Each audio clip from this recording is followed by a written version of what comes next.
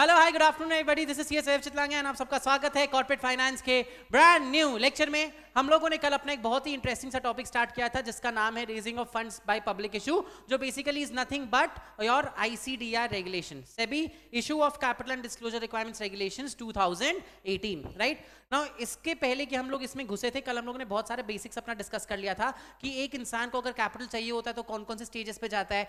Public से अगर आप कैपिटल लेते हो तो आप किस तरीके से ले सकते हो, आप capital by way of private placement भी ले सकते हो, पब्लिक इशू के थ्रू भी ले सकते हो। अब पब्लिक इशू में अगर आप जा रहे हो तो पब्लिक इशू में भी आप ऑफर फॉर सेल, पुराना शेयर, नया शेयर, सब चीज कर सकते हो। तो ये सारा पूरा बैकग्राउंड डिस्कस हम लोगों ने कर लिया था। हम लोगों ने fix price method, book building method ये भी डिस्कवर कर लिया था, ये सब चीज भी हो गया था। फिर हम लोग डायरेक्टली घुसे थे आईसीडीआर में।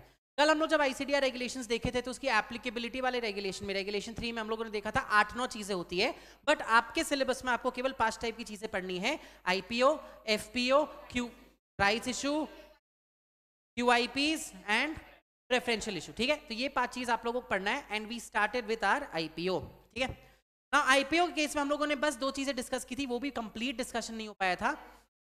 हम लोगों ने इनएलिजिबिलिटी एंड एलिजिबिलिटी दोनों चीज डिस्कस किया था। एक नेगेटिव कॉनोटेशन है, एक पॉजिटिव कॉनोटेशन है। इनएलिजिबिलिटी मतलब जिन लोगों के ऊपर ये 5-6 पॉइंट्स लग जाते हैं वो आईपीओ कर ही नहीं सकते। अब मेरे ऊपर इन 5 इनएलिजिबिलिटी या 6 इनएलिजिबिलिटी का कोई भी पॉइंट नहीं लगता, तो क्या हम कल मुंह उठा के आईपीओ कर लेंगे अपने कंपनी का?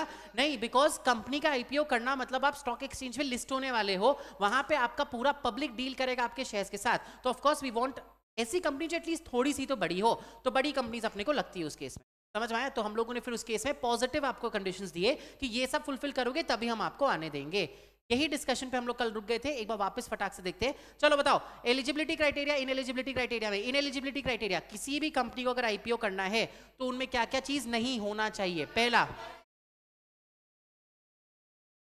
Promoters, promoter group, selling share holders या फिर company itself, they should not be debarred by the SEBI, okay. दूसरा, मान लो प्रमोटर डायरेक्टर खुद से डीबार्ड नहीं है बट वो किसी और कंपनी के भी प्रमोटर डायरेक्टर है एंड वो कंपनी डीबार्ड है, तो भी आपकी कंपनी भी आईपीओ नहीं कर सकती। नेक्स्ट,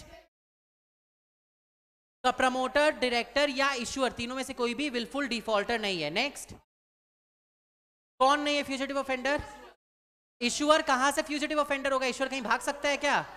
तो प्रमोटर डायरेक्टर फ्यूजिटिव ऑफेंडर नहीं हो सकता। And last, convertible securities outstanding नहीं होने चाहिए। अच्छा, इसके 2 एक्सेप्शंस है। पहला, ईसॉप हो सकता है एंड दूसरा अभी आउटस्टैंडिंग है लेकिन ऑफर डॉक्यूमेंट या प्रोस्पेक्टस के पहले आपका वो कन्वर्ट हो जाएगा, तो इन दैट केस इनएलिजिबिलिटी आप पे नहीं लगती। ये क्लियर हो गया था सबको, ठीक है।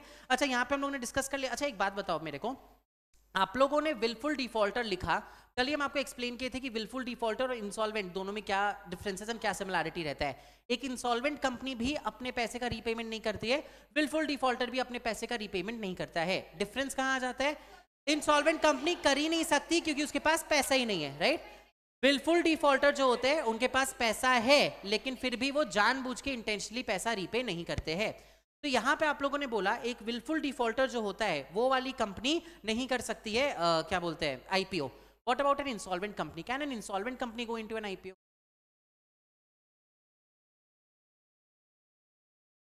इंसॉल्वेंट कंपनी आईपीओ में जा सकती, कहां लिखा हुआ है ये 5 पॉइंट्स में? इनएलिजिबिलिटी में ऐसा कहां लिखा हुआ है? नहीं, नॉट नेसेसरी। फ्यूजिटिव ऑफेंडर क्या होता है? भगौड़ा। तो अगर कोई कंपनी इंसॉल्वेंट है तो उस कंपनी के डायरेक्टर्स वगैरह ऑटोमेटिकली फ्यूजिटिव ऑफेंडर्स नहीं? नहीं, इनएलिजिबिलिटी का हम बात कर रहे हैं। केवल इनएलिजिबिलिटी क्राइटेरिया के हिसाब से इंसॉल्वेंट कंपनीज नहीं कर सकती, ऐसा लिखा है क्या? कर सकती है बट एलिजिबिलिटी क्राइटेरिया उनका फुलफिल नहीं हो पाएगा। तो हम लोगों ने नेक्स्ट फिर एलिजिबिलिटी क्राइटेरिया पढ़ा था, 4 पॉइंट्स है। पहला है विद रिस्पेक्ट टू असेट्स, दूसरा ऑपरेटिंग प्रॉफिट, तीसरा नेटवर्थ, चौथा नेम। तो ये 4 है। चलो अब नेट टैंजिबल एसेट्स का बता दो, मिनिमम कितना होना चाहिए? 3 crore, minimum 3 crore each year या एवरेज? इन पास 3 ईच ईयर, ठीक है। उसमें से मिनिमम 50, मैक्सिमम 50% आपका मॉनेटरी असेट्स हो सकता है। मान लो 50% से ज्यादा है मॉनेटरी असेट्स, तो जो भी एडिशनल आपका अमाउंट है मॉनेटरी असेट में उसके लिए आप फर्म कमिटमेंट्स दिखा दो, काम चल जाएगा। अगर ऑफर फॉर सेल हो रहा है तो 50% का क्राइटेरिया नहीं लगेगा। चलो नेक्स्ट आ जाओ आप, ऑपरेटिंग प्रॉफिट। ऑपरेटिंग प्रॉफिट में एवरेज देखते हैं, ईच देखते हैं, एवरेज देखते हैं। प्रीसीडिंग 3 इयर्स में कितना होना चाहिए? 15 करोड़। तो ईच ईयर का कुछ था क्या? ईच ईयर में ऑपरेटिंग प्रॉफिट होना चाहिए, 1 रुपए का भी ऑपरेट तो वही तो हो गया ना, ईच ईयर में ऑपरेटिंग प्रॉफिट होना चाहिए। तो अगर हर साल में 1 रुपए का भी प्रॉफिट है और तीसरे साल में आपका लेट्स से 50 करोड़ का प्रॉफिट हो गया, काम चल जाएगा, क्योंकि 50 करोड़ प्लस 1 रुपी प्लस 1 रुपीज, 50 करोड़ 1 रुपी अगर लोगे तो 15 करोड़ से ऊपर जाता है एवरेज, समझ आया? तो नेट ऑपरेटिंग प्रॉफिट पिछले 3 साल का एवरेज 15 करोड़ का होना चाहिए। तीसरा, नेटवर्थ हर साल 1-1 करोड़ का होना चाहिए net worth for the past 3 years. And last, अगर आपने पिछले 1 साल में कभी भी नेम चेंज किया तो जो नया नाम है उसका जो बिजनेस है उससे एटलीस्ट 50% रेवेन्यू आना चाहिए। इसका मैं एग्जांपल दिए थे कल, अगर मान लो हम लोग यस एकेडमी फॉर सीएस का नाम चेंज करके yes academy for medical sciences कर दे, तो हमें दिखाना पड़ेगा कि एमबीबीएस या मेडिकल साइंसेस की कोचिंग से 50% ज्यादा का रेवेन्यू आ रहा है, बचा कुछ हमारे सीएसएन लॉ से आ रहा है, समझ में आया? ठीक है, नाउ ये 4 आपकी एलिजिबिलिटी क्राइटेरिया है। अब एक चीज याद रखना, net worth, operating profit and tangible assets तीनों स्टैंड अलोन बेसिस में चेक नहीं होता है, कंसोलिडेटेड बेसिस में चेक होता है। Now what is the difference between stand alone and consolidated?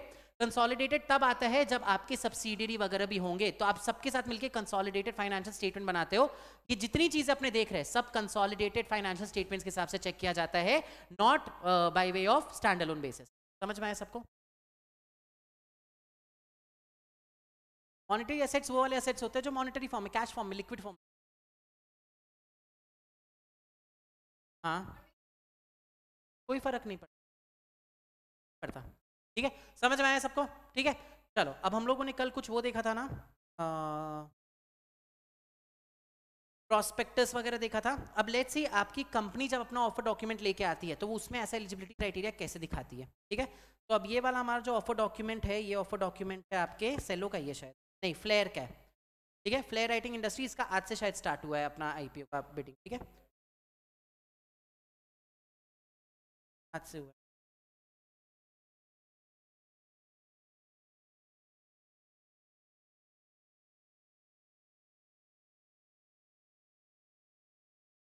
है, निकलना है।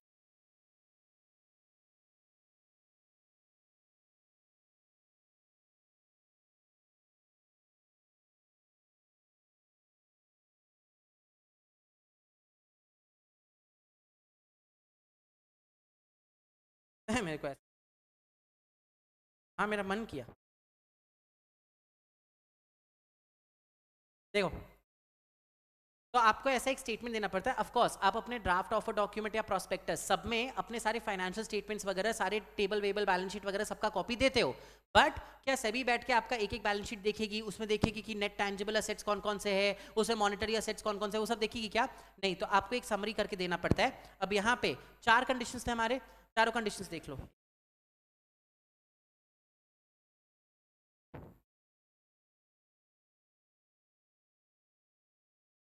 चलो चारों कंडीशंस देख लो। पहला था नेट टैंजिबल एसेट से, तो आपने बोला हमारी कंपनी का 30 मिलियन नेट टैंजिबल एसेट्स है, 3 करोड़ से ज्यादा, ये 30 मिलियन इज 3 करोड़ रुपए, राइट?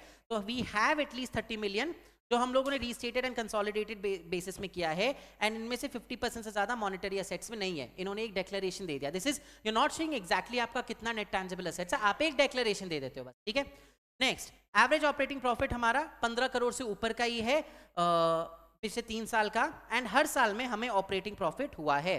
एक स्टेटमेंट आपने एक डिक्लेरेशन दे दिया। नेक्स्ट, नेटवर्थ 10 मिलियन मतलब 1 करोड़ का हमेशा ही हुआ है हमारे पिछले 5-3 ईयर में। एंड लास्ट, हम लोग की कंपनी ने नाम ही चेंज नहीं किया है इन द पास्ट ईयर। ठीक है, बाकी 3 चीज आप 3 इयर्स का देखते हो, नेम चेंज आप 1 ईयर का ही देखते हो, ये याद रखना। समझ आया? तो इस तरीके से आप एक स्टेटमेंट दे देते हो अपने ऑफर डॉक्यूमेंट में। एक बार आपने स्टेटमेंट दे दिया, फिर ये ऑफर डॉक्यूमेंट जितने लोगों ने साइन किया, अगर ये स्टेटमेंट गलत निकलता है तो आप ऑटोमेटिकली लायबल हो जाओगे ना। समझ में आया सबको? इसके अलावा अगर आपने प्रोस्पेक्टस बनाया और उसमें आपने ये स्टेटमेंट गलत दे दिया तो जितने साइन किया है प्रोस्पेक्टस सब लायबल हो जाए, करते हैं। बट अगर मान लो आपने सोचा इतना डॉक्यूमेंट कौन पढ़ेगा, चलो झूठ फूट का लिख देते हैं यहाँ पे, तो आप एनी में आगे जाके लायबल होने वाले हो, क्योंकि पकड़ाओगे तो सही, ये बात छुपती थोड़ी है, पकड़ाओगे सही, इसलिए आपको एक स्टेटमेंट हम लोग देने के लिए बोल देते हैं। समझ में आया सब? चलो अब आते हैं आगे। अब मान लो आपकी कंपनी ने ये चारों एलिजिबिलिटी कंडीशंस फुलफिल कर लिए, तो वो कौन से मेथड से जाएगा आईपीओ करने के लिए? फिक्स प्राइस मेथड या बुक बिल्डिंग मेथड? हाँ, कंपनी की चॉइस है, या सारे एलिजिबिलिटी क्राइटेरिया फुलफिल हो गए, कंपनी आईपीओ करने जा रही है, फिक्स प्राइस से करेगा या बुक बिल्डिंग से करेगा? अभी तो तुम बोला जनरली फिक्स प्राइस से आता है। ऐसा कोई कंपलसरी है क्या कि नहीं आपको बताना ही पड़ेगा? अगर आप ये सारा एलिजिबिलिटी क्राइटेरिया फुलफिल करते हो ना, तो आपके पास ऑप्शन रहता है। अगर आप चाहो तो आप फिक्स प्राइस मेथड से भी जा सकते हो, या फिर आप बुक बिल्डिंग मेथड से भी जा सकते हो। समझ में आया सब क्लियर? ठीक है। जनरली कौन सा यूज करती है public company? Generally book building. Generally क्या, बुक बिल्डिंग ही होता है, फिक्स प्राइस होता ही नहीं इंडिया में। ठीक है, चलो अब अगर मान लो इनमें से कोई एक एलिजिबिलिटी क्राइटेरिया मेरा फुलफिल नहीं हो पाया और कंपनी को आईपीओ करना है, तो इन दैट केस क्या ऑप्शन है? तो फिर इन दैट केस आप कर सकते हैं आईपीओ, बट आपको alternate book building method compulsorily ही यूज करना पड़ेगा। Try to understand the difference. अगर मान लो ये चारों कंडीशंस आप फुलफिल करते हो, then the choice is with the company कि हमें फिक्स प्राइस मेथड करना है या बुक बिल्डिंग मेथड करना है। समझ में आया? अब कंपनीज करती है book building method, that is a different matter, but choice है मेरे पास, हम दोनों में से कुछ भी कर सकते हैं। बट अगर मान लो मेरा एलिजिबिलिटी क्राइटेरिया का कुछ भी एक गड़बड़ हो जाता है, इन चारों में से कोई भी एक एस्पेक्ट मेरा छूट जाता है, गड़बड़ हो जाता है, I can still go and do an IPO, but मेरे को उस केस में कंपल्सरली बुक बिल्डिंग मेथड ही करना पड़ेगा। ठीक है। अब ये दोनों जो बुक बिल्डिंग मेथड्स होते हैं ना, एक जब आप एलिजिबिलिटी फुलफिल करके बुक बिल्डिंग करते हो, और एक जब आप एलिजिबिलिटी फुलफिल करके बुक बिल्डिंग नहीं, मतलब एलिजिबिलिटी बिना फुलफिल किए बुक बिल्डिंग करते हो, दोनों डिफरेंट होते हैं। इन द सेंस दैट उसके जो रिजर्वेशंस होते हैं ना, वो अलग अलग होते हैं। इसीलिए पहले वाले को हम लोग बुक बिल्डिंग प्रोसेस बोलते हैं, दूसरे वाले को ऑल्टरनेट बुक बिल्डिंग प्रोसेस बोलते हैं। ठीक है। कैसे किया जाता है? प्रोसेस पूरा सेम है, बस रिजर्वेशन का डिफरेंस आता है।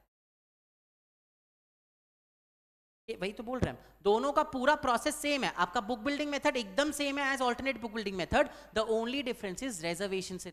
अब रिजर्वेशन मतलब क्या हुआ? आप लोग ने 15, 35, 50 का वो पढ़ा है, ठीक है, बस उसी में थोड़ा सा डिफरेंस आ जाता है अगर ऑल्टरनेट बुक बिल्डिंग मेथड रहे तो। ठीक है, तो एक बार फटाक से हम लोग देख ले पहले क्या डिफरेंस आता है। अरे यार, अरे अरे, ठीक है, देखो और ये यहाँ पे ना आपके चार्ट फॉर्म में दिया गया है, पेज नंबर 8.10 पे आ जाओ। ठीक है, अब किसी भी कंपनी के पास आईपीओ कराने के लिए, अच्छा अभी जब हम लोग आईपीओ की बात करें, we are talking about main board का listing, we are not talking about SME या IGP, we are talking about main board का लिस्टिंग। तो अगर किसी भी कंपनी को मान लो आईपीओ करना है, उसके पास पहला ऑप्शन क्या है? आप ये 3 एलिजिबिलिटी क्राइटेरिया को फुलफिल करो। कौन कौन सा है? नेट टैंजिबल एसेट्स 3 करोड़ का, एवरेज ऑपरेटिंग प्रॉफिट 15 करोड़ का, एंड नेटवर्थ 1 करोड़ का। नेम चेंज ऑफकोर्स है, बट वो इतना इंपॉर्टेंट नहीं है। ठीक है, अगर आपने ये 3 फुलफिल कर लिया तो आपको ऑप्शन 1 में जाने का ऑप्शन मिले। अगर आपने ये फुलफिल नहीं किया, तीनों में से कोई भी आपका रह गया, तो इन दैट केस आप ऑप्शन 2 में जाओगे। डिफरेंस क्या है? ऑप्शन 1 में आप बुक बिल्डिंग या फिर फिक्स प्राइस, दोनों में से कुछ भी कर सकते हो। मान लो हमने बोला ऑप्शन 1 में भी मेरे को बुक बिल्डिंग करना है, ऑप्शन 2 में कंपल्सरली बुक बिल्डिंग करना होता है। भाई दोनों जगह बुक बिल्डिंग करे तो डिफरेंस क्या आ गया? डिफरेंस आ जाता है रिजर्वेशन। ठीक है, अगर आप ऑप्शन 1 में जा रहे हो तो इन दैट केस आपको क्वालिफाइड इंस्टीट्यूशन बायस के लिए मैक्सिमम 50% तक रिजर्व करके रखना परमिटेड है। एनआईआई जिसको हम लोग एचएनआईज भी बोलते हैं, हाई नेटवर्थ भी बोलते हैं, उनके लिए minimum 15% and retail individual investors के लिए मिनिमम 35% करना पड़ता है जब आप एलिजिबिलिटी क्राइटेरिया फुलफिल। बट अगर मान लो आपने एलिजिबिलिटी क्राइटेरिया फुलफिल नहीं किया तो भी आप बुक बिल्डिंग मेथड से जा सकते थे, उसको बोला जाता है ऑल्टरनेट बुक बिल्डिंग मेथड, जिसमें आपका रिजर्वेशन तरीके से। क्वालिफाइड इंस्टीट्यूशनल बायर्स के लिए मिनिमम 75%, रिटेल इंडिविजुअल इन्वेस्टर्स के लिए मैक्सिमम 10% एंड एनआईआईज या एचएनआईज के लिए मैक्सिमम 50%। हाँ, तो सेकंड वाला के यहाँ पे लिखो alternate book building method. The only difference between, मतलब बाकी है थोड़े बहुत डिफरेंस है, बट जो मेजर डिफरेंस है दोनों के बीच में, that is only with respect to reservation. Normal book building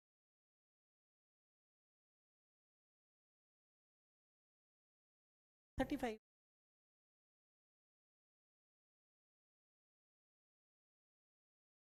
कर सकता है, बट करता कोई नहीं है ना, फिक्स प्राइस कोई नहीं।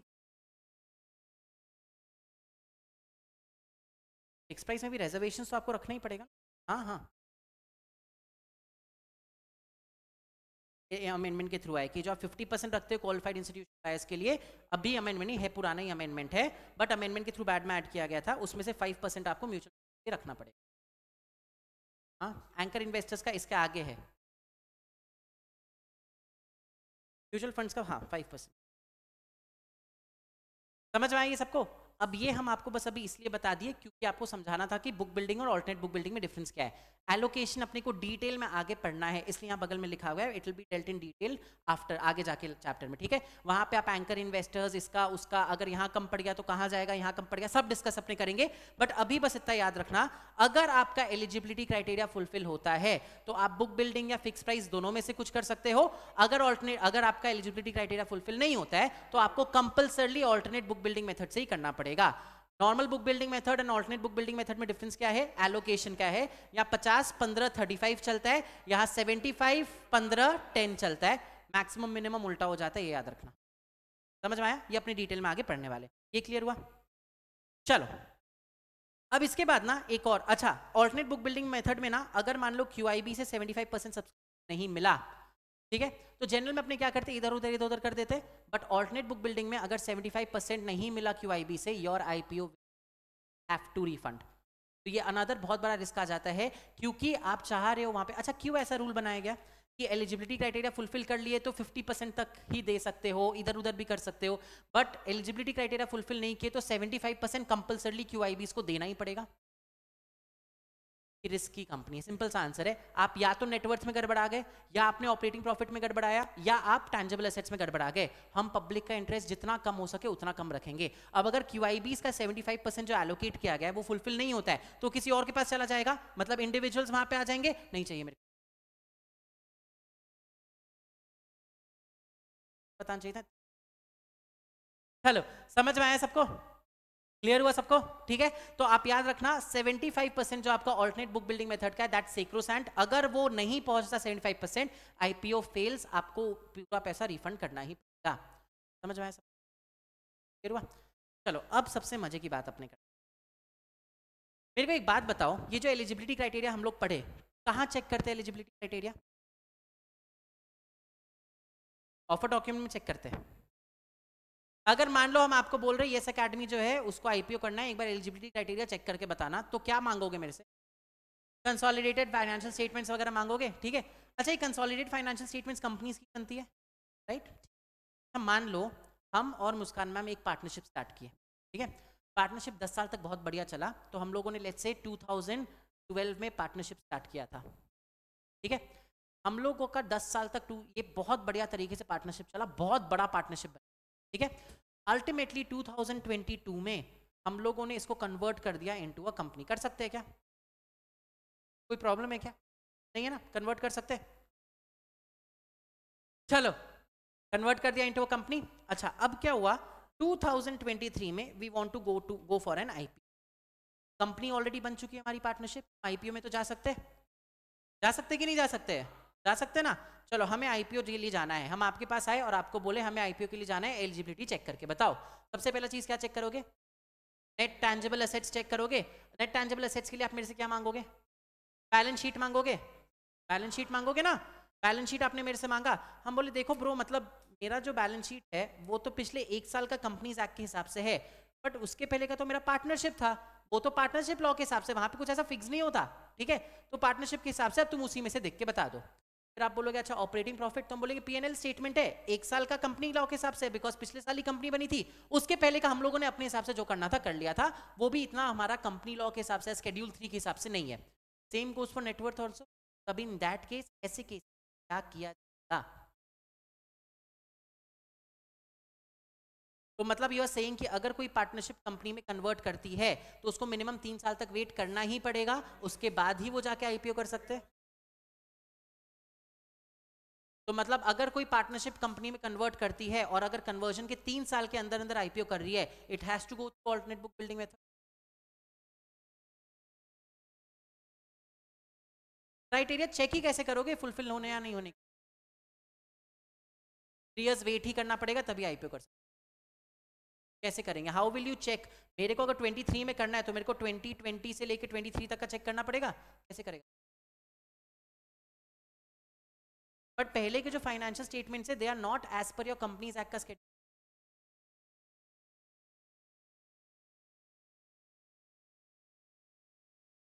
नहीं, बट हमको अभी कंपनीज एक्ट के हिसाब से, because you are a company, और पिछले 3 साल का तो मेरे को कंपनीज एक्ट के हिसाब से।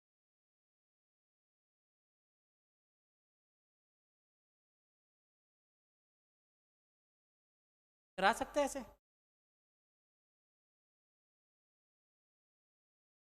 बताओ ऑनलाइन वाले 3 इयर्स वेट नहीं करना पड़ेगा, जितना साल का है उतना ले लेंगे। अच्छा 1 साल का तो 1 साल का ले लेंगे।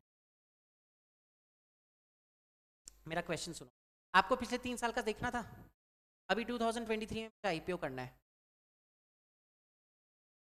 एलिजिबिलिटी क्राइटेरिया 3 साल का देखना था ना, 2022 में कन्वर्ट हुआ है कंपनी में। अच्छा अब एलिजिबिलिटी क्राइटेरिया अगर कंपनी का लिखा हुआ है तो ऑब्वियस की बात है कंपनी लॉ के हिसाब से आपके डॉक्यूमेंट्स बनने चाहिए, वही हम वैलिड मानेंगे, कुछ भी तो वैलिड नहीं मानेंगे। मेरे पास 22-23 का है कंपनी लॉ के हिसाब, बट इसके पहले तो पार्टनरशिप के पहले के डॉक्यूमेंट तो पार्टनरशिप लॉ के हिसाब से या कुछ भी हम किए हुए कंपनी लॉ के हिसाब से नहीं है।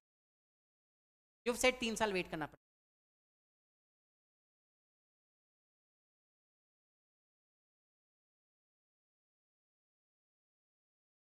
कर सकते हैं।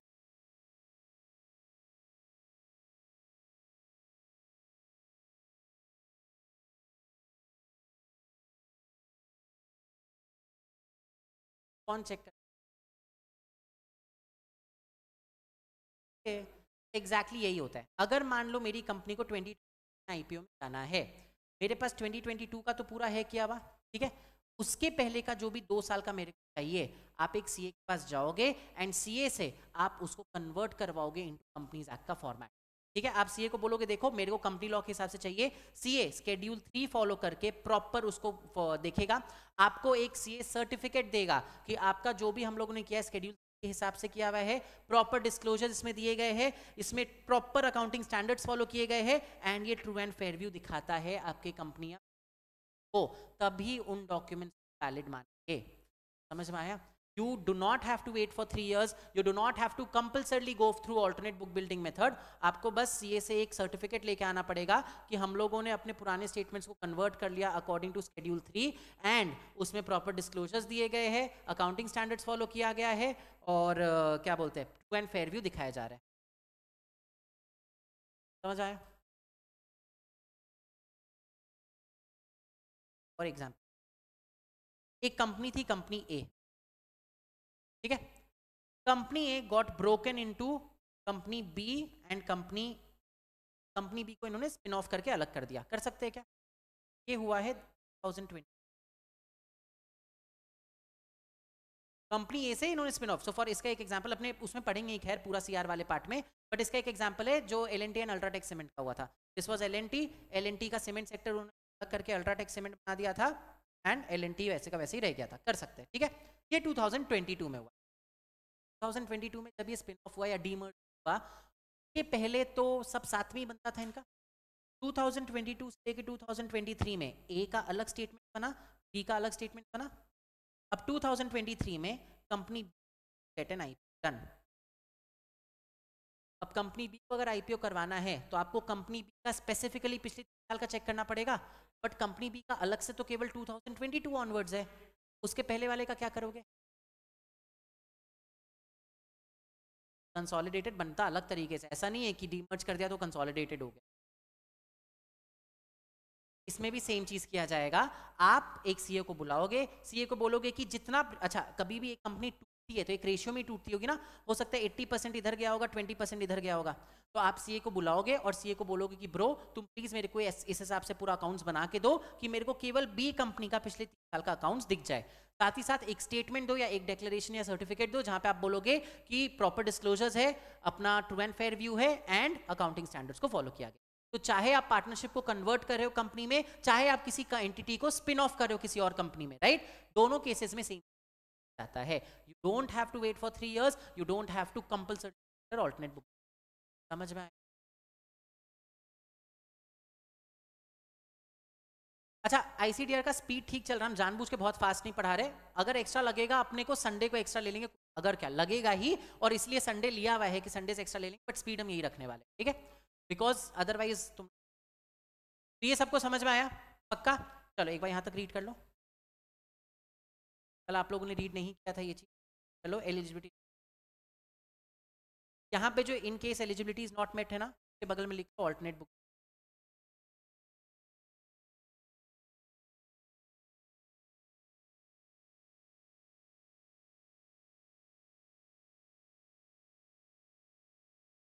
ऑल्टरनेट बुक बिल्डिंग मेथड बोलते हैं एज पर, हम लोग बोलते हैं उसको ऑल्टरनेट बुक।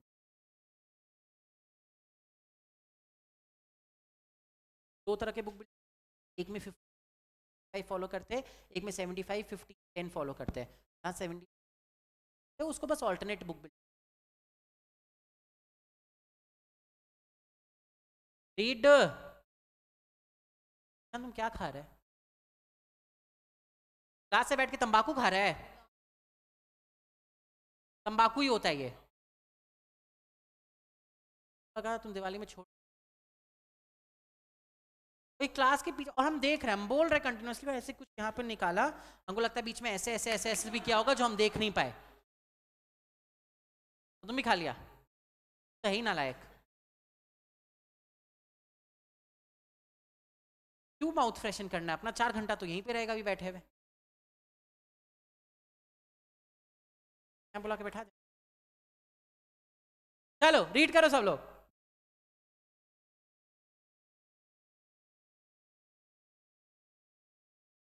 बिगड़ गया तुम लोग, बच्चा। चलो फिर लास्ट टॉपिक अपने देखेंगे आईपीओ के एलिजिबिलिटी के लिए and will be done IPO का। फिर अपने एफपीओ पे चल जाएंगे, क्योंकि एफपीओ के भी यही सेम 3 चीजें हैं, वो देख लेंगे। अपने एलिजिबिलिटी पहले देख के हटाएंगे, फिर बाकी चीजें देखते रहेंगे।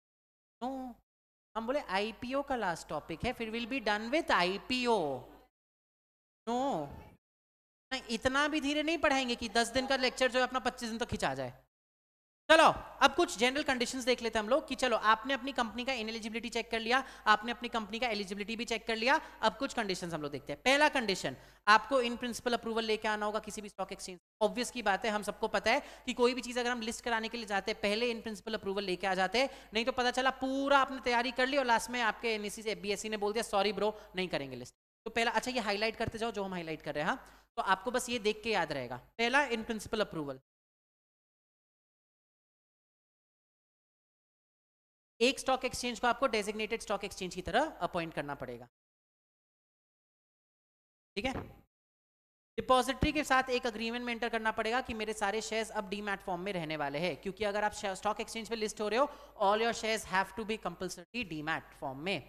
अच्छा, कंपनी जब आईपीओ करती है तो पहले से कोई शेयर्स इशूड होते हैं क्या? अच्छा, ऐसा हो सकता है कि मैंने पहले जो शेयर्स इशू किए थे वो सारे फिजिकल फॉर्म में थे, हो सकता है। अब अगर कंपनी लिस्ट हो रही है तो सारे शेयर्स डीमैट होने चाहिए ना, तो आपको पहले वाले शेयर्स को डीमैट करवाना पड़ेगा। तो नेक्स्ट वही है, securities held by promoters are in demat form. अब हो गया ना, पहले नहीं बनते हैं।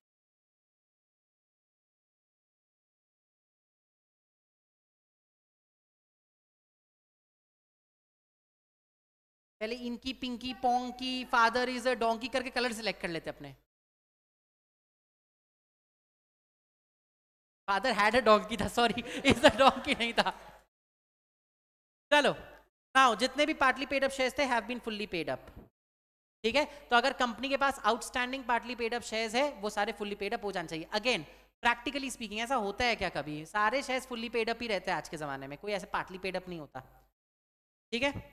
Outstanding convertible securities have been converted, ये तो हम लोगों ने ऊपर इनएलिजिबिलिटीज में ही पढ़ लिया था, तो कोई बात नहीं है। नाउ नेक्स्ट वाला 2 पॉइंट्स बहुत इंटरेस्टिंग, यहाँ के 5 पॉइंट्स आपको समझ में आए।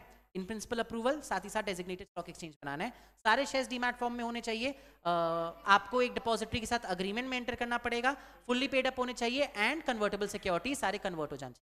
अब सुनो, जब भी कोई भी कंपनी आई, ठीक है, अच्छा मान लो कोई कंपनी आई है, कंपनी ने बोला हमें 1000 करोड़ आईपीओ के थ्रू रेस करना है, ठीक है। तो मान लो यस एकेडमी कल आती है और बोलती है आईपीओ के थ्रू 1000 करोड़ रेस करना है। क्या आप पूछोगे यस एकेडमी से कि क्यों रेस करना है 1000 करोड़, कहाँ यूज करने वाले हो? Is the company required to tell you where they are gonna use the amount? Are you sure? पक्का, ठीक है।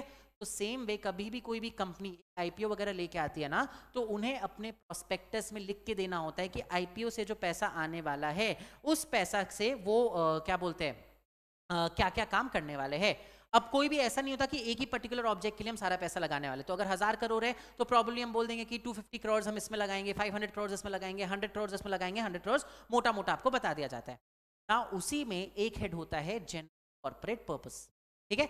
जनरल कॉर्पोरेट पर्पस मतलब मिसलेनियस, मेरे को कंपनी के लिए बहुत सारी चीज का काम लगेगा, तो मिसलेनियस, पहला पॉइंट याद रखना, मिसलेनियस काम के लिए या जनरल कॉर्पोरेट पर्पस के लिए 25% से ज्यादा आपका इशू साइज नहीं जा सकता है। तो जब भी प्रोस्पेक्टस में लिख के दोगे तो 25% से ज्यादा आप एलोकेट नहीं कर सकते हो फॉर जनरल कॉर्पोरेट पर्पस। आपको एक मोटा मोटी हिसाब बताना पड़ेगा ना कि 25% हम इसके लिए यूज करेंगे, 10% इसके लिए यूज करेंगे, तो जनरल कॉर्पोरेट पर्पस के लिए 25% ही यूज किया जा सकता है। समझ में आया? यू हैव टू डिस्क्लोज, ठीक है। अब इसके ऊपर वाला पॉइंट क्या बोलता है, मान लो मेरी कंपनी को ना एक जगह एक फैक्ट्री खरीदनी थी, ठीक है, बहुत बड़ी फैक्ट्री थी, बिग एस फैक्ट्री, तो उसके लिए मेरे को कुछ 1500 करोड़ चाहिए थे, ठीक है। 1500 करोड़ में कंपनी ने लोन वोन के थ्रू और खुद के पैसे के थ्रू 500 करोड़ तो जुगाड़ कर लिया था, ठीक है, या बोल दिया था कि 500 करोड़ हम जुगाड़ कर लेंगे। अगर मान लो ये मेरा फैक्ट्री के लिए 1500 करोड़ चाहिए, हम लोगों ने बोला 1000 करोड़ हम उठाएंगे, 500 करोड़ हम बाकी चीजों के थ्रू उठाएंगे, ठीक है। अब ये 1000 करोड़ तो आपका आईपीओ के थ्रू आ जाएगा, बट ये 500 करोड़ इंपॉर्टेंट है। मान लो आपने आईपीओ के थ्रू 1000 करोड़ उठा लिया और बाद में 500 करोड़ का जुगाड़ ही नहीं हो पाया, तो क्या आपको असेट खरीदने के लिए 1500 करोड़ तो लगेगा ही लगेगा। अच्छा, ऐसा तो नहीं कर सकते ना कि ब्रो अभी 1000 करोड़ रखो, मेरे को असेट दे दो, बाद में 500 करोड़ देंगे। 500 करोड़ छोटा अमाउंट नहीं होता है, राइट। तो कई बार कंपनीज ऐसा भी ट्रांजैक्शन करती है जहां पे पार्ट पेमेंट किसी चीज के लिए वो लोग आईपीओ के पैसे के थ्रू कर रही है एंड बचा हुआ पेमेंट वो लोग अदर सोर्सेज के थ्रू कर रही है। अगर मान लो आप बचा हुआ पेमेंट बोल रहे हो अदर सोर्सेज करेंगे, तो एटलीस्ट 75% पैसा आपका कहां से आ रहा है, फाइनल हो। समझ में आया? तो आप ये नहीं बोल सकते हो कि 1000 करोड़ आईपीओ का यूज करेंगे, 500 करोड़ हम देख लेंगे नहीं होगा। 500 करोड़ में से एटलीस्ट 75% दैट इज 375 करोड़ तो आपको दिखाना पड़ेगा कि आपका फाइनल हो चुका है। अगर बैंक लोन ले रहे हो तो बैंक डॉक्यूमेंट दिखाना पड़ेगा कि फाइनल हो चुका है, सैंक्शन हो चुका है। अगर आप इंटरनल अक्रूवल्स यूज कर रहे हो तो आपको दिखाना पड़ेगा हमारे पास उतने इंटरनल अक्रूवल्स है। जो भी एक्स्ट्रा अमाउंट आपके सेम प्रोजेक्ट के लिए आप बाहर से लाने वाले थे, they have to be a certain by verifiable means. समझ में आया सबको? ये दोनों पॉइंट समझ में आए? पहला तो ये है, अच्छा ये चीज तो क्लियर हो गया अपने को, ऑफर डॉक्यूमेंट पूरा आईपीओ का पैसा का हिसाब देना पड़ता है, तो उसमें से आप जनरल कॉर्पोरेट पर्पसेस के लिए मैक्सिमम कितना रख सकते हैं, 25% रख सकते हैं, ठीक है। उसके बाद अगर मान लो आप अपने आईपीओ का पैसा को यूज कर रहे हो कोई पर्टिकुलर प्रोजेक्ट में जिसमें आप अलग से भी पैसा यूज कर रहे हो, तो वो जो अलग से आया हुआ पैसा उसका कितना फाइनल हो चुना चाहिए, मिनिमम 75% पैसा कहां से आ रहा है, कैसे आ रहा है, फाइनल हो चुका होना चाहिए, तभी आप उसको आगे लेके जा सकते हो। क्यों? सिंपल सा बात है ना। अगर मान लो मैंने 1000 करोड़ आईपीओ से उठा लिया और बाद में हम 500 करोड़ नहीं ला पाए कहीं से भी, तो इन दैट केस मेरा वो प्रोजेक्ट तो फेल कर जाएगा, फिर पब्लिक का पैसा तो अपना अटक के रह गया। You can't do that. समझ में? ठीक है, तो ये आपके 7 पॉइंट्स है जनरल कंडीशन में, सिंपल पॉइंट्स है। अब यहाँ पे एक अमेंडमेंट आया था, अभी नहीं मतलब हो गया 2 साल आए हुए ये अमेंडमेंट। अब ये अमेंडमेंट क्यों आया था ना, बहुत ही इंटरेस्टिंग सा अमेंडमेंट है। आपको हम लोगों ने क्या बोला, जनरल कॉर्पोरेट पर्पसेस के लिए मैक्सिमम कितना, 25%। अब कंपनीज के लिए, अब देखो हम आईपीओ से अगर पैसा निकाल रहे हैं तो कई कंपनीज पैसा उठाती है स्पेसिफिक पर्पस के लिए, मतलब वो लोग के दिमाग में रहता ही है कि मेरे को ये ट्रांजैक्शन कैरी आउट करना है इसलिए हम आईपीओ कर रहे हैं। बट कई कंपनीज ऐसी भी होती है जिन्हें लगता है कि मेरे को अपने नॉर्मल खर्चा के लिए मेजर पैसा चाहिए, but you can't do that because normal खर्चा के लिए तो 25% ही है। तो कंपनीज क्या करने लग गई थी, मान लो मैंने 1000 करोड़ निकाला, उसमें से मैंने बोला 25% for general corporate purposes, another 25% for investments, ठीक है, केवल इन्वेस्टमेंट्स रुक के छोड़ दिया, ठीक है। वेयर इन्वेस्टमेंट्स, हाउ इन्वेस्टमेंट्स, ये तो हम लोगों ने नहीं बताया। अगर कहाँ इन्वेस्ट कर रहे हैं वो बताया तो अलग मैटर है, बट अगर अनआइडेंटिफाइड इन्वेस्टमेंट्स है तो वो तो बाद में आप जाके कुछ भी करो, कोई बाद में बोल दोगे नहीं मिला इन्वेस्टमेंट का जगह जनरल कॉर्पोरेट के लिए यूज कर लिया, कर सकते थे ना लोग ये बदमाशी करने लगे थे। तो इसलिए बोला गया अगर आप अपने आईपीओ का कोई भी अमाउंट एलोकेट करते हो for unidentified investments, identified investments है तो कोई प्रॉब्लम ही नहीं है, ठीक है, बट अगर अनआइडेंटिफाइड इन्वेस्टमेंट्स के लिए आप आईपीओ का कोई भी पैसा लॉट करते हो, that along with general corporate should be maximum. समझ में आया? तो केवल जनरल कॉर्पोरेट किससे ज्यादा नहीं हो सकता है, 25% से। और अगर मान लो अनआइडेंटिफाइड इन्वेस्टमेंट्स भी है तो unidentified investments and general corporate मिला के किससे ज्यादा नहीं हो सकता है, 35% से। मेरे को 20% रखना है अनआइडेंटिफाइड इन्वेस्टमेंट्स के लिए, 15% रखना है जनरल कॉर्पोरेट के लिए, चलेगा क्या? चलेगा, आराम से चलेगा। अगर मान लो हम, अच्छा हम कुछ कॉम्बिनेशंस बता रहे हैं, बताना चलेगा कि नहीं चलेगा, ठीक है। यहाँ जनरल कॉर्पोरेट लिख रहे हैं, यहाँ अनआइडेंटिफाइड इन्वेस्टमेंट, ठीक है। जनरल कॉर्पोरेट 25%, अनआइडेंटिफाइड 10%, चलेगा। जनरल कॉर्पोरेट 25%, अनआइडेंटिफाइड 20%, चलेगा। चलेगा क्योंकि 35 maximum. General corporate 10%, unidentified investment 25% चलेगा। जनरल कॉर्पोरेट 25% नहीं 20%, अनआइडेंटिफाइड 20% चलेगा नहीं चलेगा। General corporate 30%, unidentified 5%। टोटल 35 होना चाहिए ना, बट यहां पे इंडिविजुअली 25 से ऊपर जा ही नहीं सकता है, तो ये भी नहीं चलेगा। समझ में आया? इंडिविजुअल तो जनरल कॉर्पोरेट का देखना ही पड़ेगा, वो 25 से ऊपर जा ही नहीं सकता, और टोटल दोनों मिला के 35 से ऊपर नहीं जा सकता है। यहाँ पे ये भी अमेंडमेंट कुछ दिन पहले है, यही आपके जनरल कंडीशंस फटाक से रीड कर लो। एंड आईपीओ की एलिजिबिलिटी, इसके बाद आपको पेज में एक दिख रहा होगा, एक खाली पेज, जहां हम लोग बनाएंगे चार्ट। वेरी गुड, चलो पहले रीड कर लो सब लोग। कौन सा? ओके, मान लो मेरे को ये प्रॉपर्टी खरीदनी है, इस प्रॉपर्टी में लगने वाला है 2000 करोड़। समझ में आया? अब हम सोच रहे हैं हम कहाँ मार्केट से आईपीओ के 1000 करोड़ निकालेंगे। मैंने बोला 1000 करोड़ हम इसमें निकालेंगे आईपीओ के थ्रू, एंड बचा हुआ 1000 करोड़ का हम बैंक लोन ले लेंगे। ठीक है? अच्छा एक बात बताओ, अगर मैंने ऐसा कर लिया, आईपीओ हो गया आपका, 1000 करोड़ आपके पास आ गए, बचा हुआ 1000 करोड़ का बैंक लोन सैंक्शन ही नहीं, क्या करोगे? आईपीओ कैसे फेल होगा? प्रोजेक्ट फेल हो जाएगा। तो 1000 करोड़ का क्या करोगे फिर? तो आईपीओ से नहीं, वो तो कंपनी के पास आ गया, शेयर होल्डर्स बन गए आपके, अब वो कंपनी उसको मिसयूज कर सकती है, कुछ भी गड़बड़ हो सकता है, पब्लिक का इंटरेस्ट अफेक्ट हो सकता है। तो हम लोगों ने क्या बोला, कभी भी ऐसा सिचुएशन यहाँ पे एक प्रोजेक्ट को आप आईपीओ एंड अदर मीन्स के थ्रू फंड कर रहे हो, तो आईपीओ करने के पहले यू हैव टू शो कि अदर मीन्स में से एटलीस्ट 75% फिक्स एंड फाइनल हो चुका है। मतलब बैंक का मेरा 100,000 करोड़ में से एटलीस्ट 750 करोड़ का लोन सैंक्शन हो चुका है, ये आगे अब गड़बड़ नहीं हो सकती। पॉइंट है। अनआइडेंटिफाइड इन्वेस्टमेंट कितना हो सकता है मैक्स? एक हाइपोथेटिकल सिचुएशन बता रहे, बताना इसमें। जनरल कॉर्पोरेट के लिए मैंने 0 रखा, अनआइडेंटिफाइड के लिए 35 रखा, कर सकते हैं क्या? एब्सोल्युटली कर सकते हैं। तो अनआइडेंटिफाइड इन्वेस्टमेंट्स के लिए आप 35% तक जा सकते हो, बट इन दैट केस आपको अपना जनरल कॉर्पोरेट 0 रखना पड़ेगा, विच इज प्रैक्टिकली नॉट, कि जनरल कॉर्पोरेट के लिए खर्चा लगता ही है। जा सकती है, समझ में आया सबको? ठीक है, तो ये था आपके जनरल कंडीशंस, फटाक से रीड कर।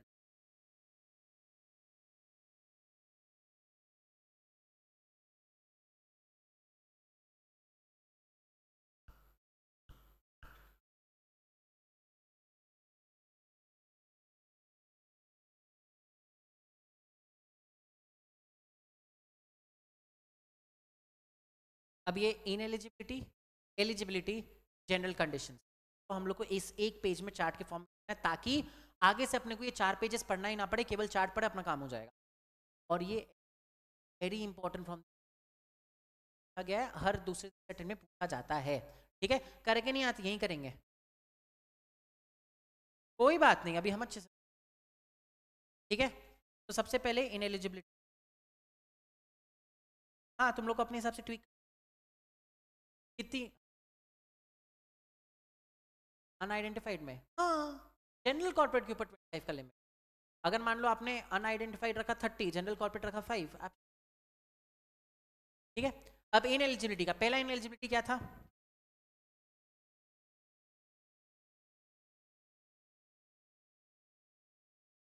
ओके, कार्ड फ्रॉम सेबी, किस किस के ऊपर चेक करते हैं?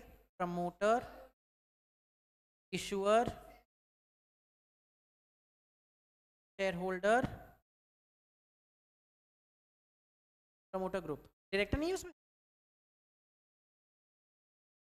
प्रमोटर ग्रुप, ये फर्स्ट है।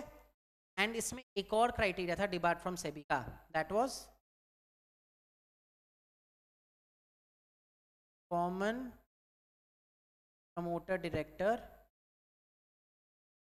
Company,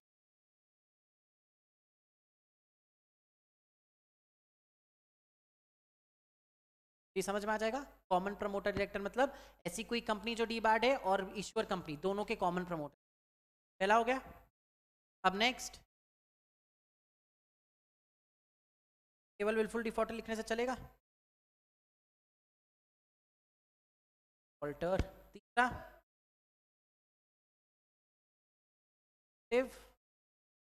offender. Next outstanding. Wilful defaulter में कौन कौन थे? Issuer, promoter, director. जहां जहां पी लिखना उसको प्रमोटर कर लेना और डी मतलब डायरेक्टर। फ्यूजिटिव ऑफेंडर में promoter and selling share holder के साइड में लिखा है promoter group.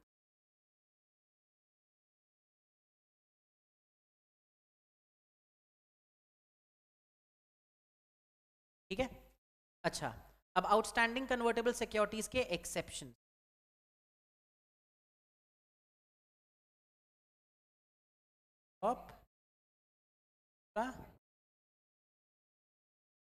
Converted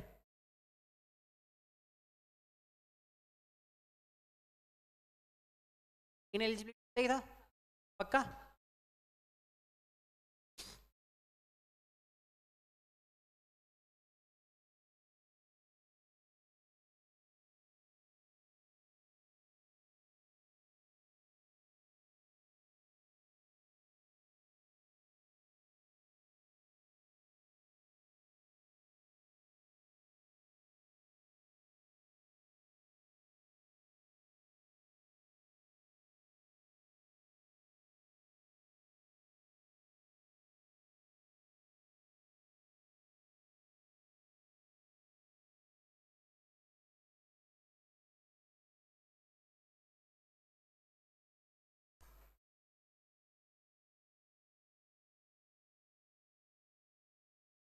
draft of document, prospectus.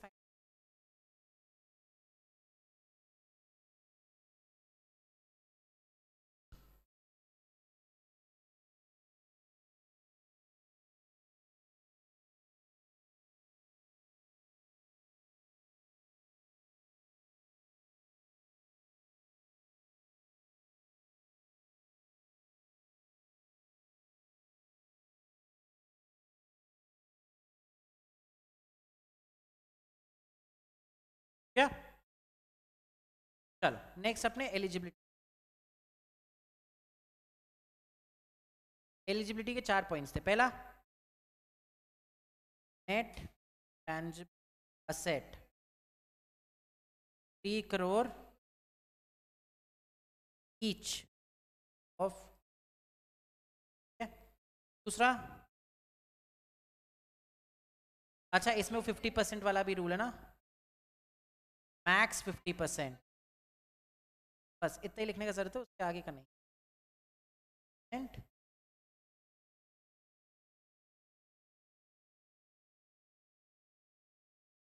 चलो नेक्स्ट लिखो, operating profit crore average of 3 years। Condition क्या है? ऑपरेटिंग प्रॉफिट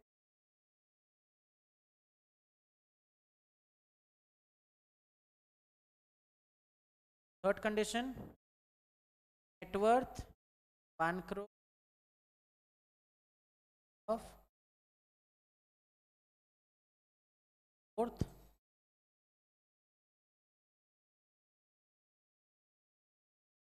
पास्ट वन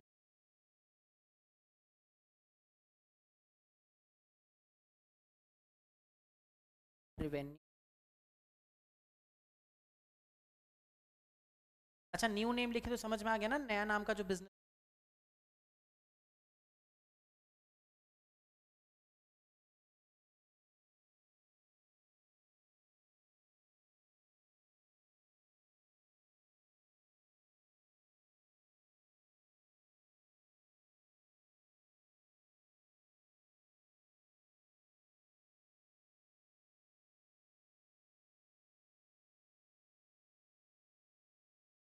आप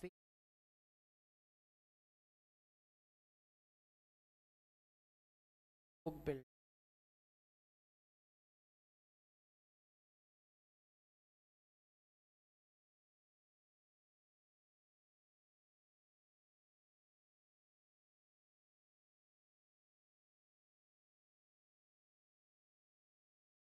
आप तीनों, तो आपको याद रहेगा बुक बिल्डिंग।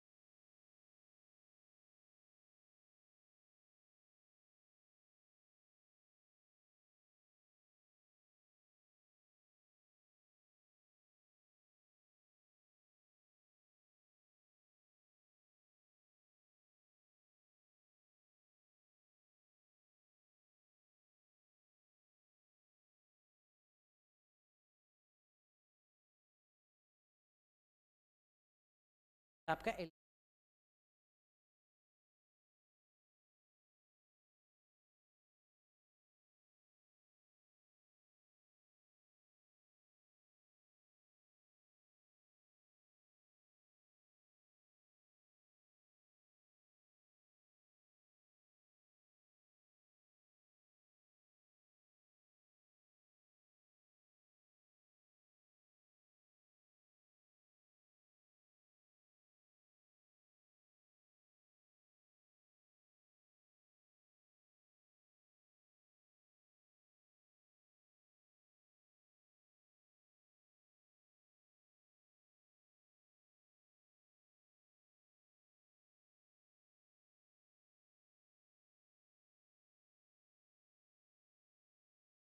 पाएंगे वो सब आ गए। हम बोल ये जो एलोकेशन है उसको छोड़ दो यहाँ पे, क्योंकि पूरा डिटेल में आगे पढ़ना है अपने।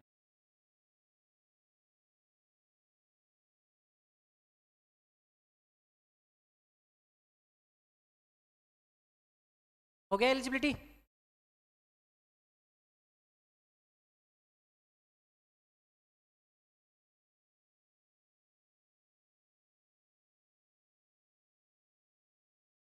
लास्ट आ जाओ,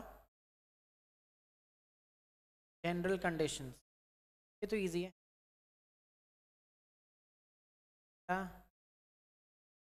इन principle plus designate stock exchange.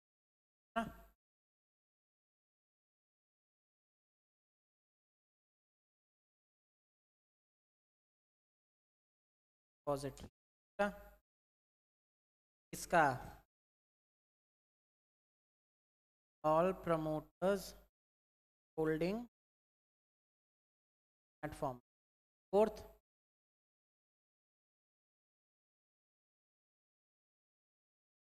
Up. Fifth,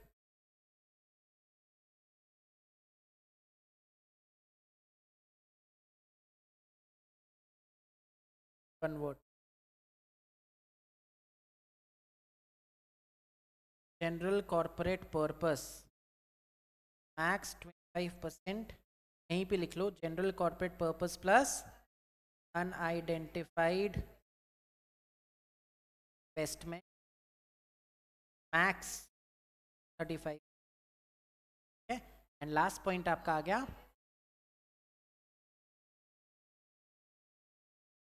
firm finance commitment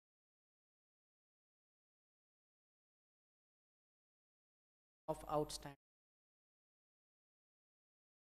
if a project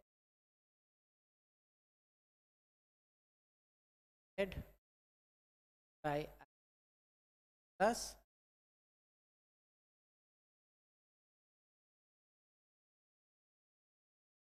no outstanding, हाँ, fully paid up share capital।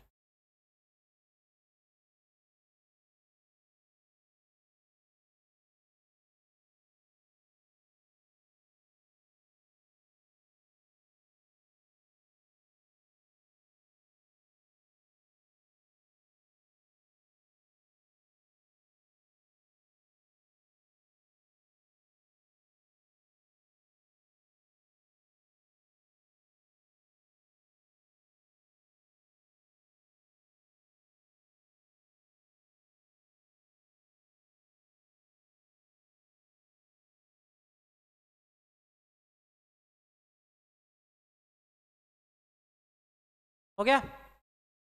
जल्दी जल्दी जल्दी।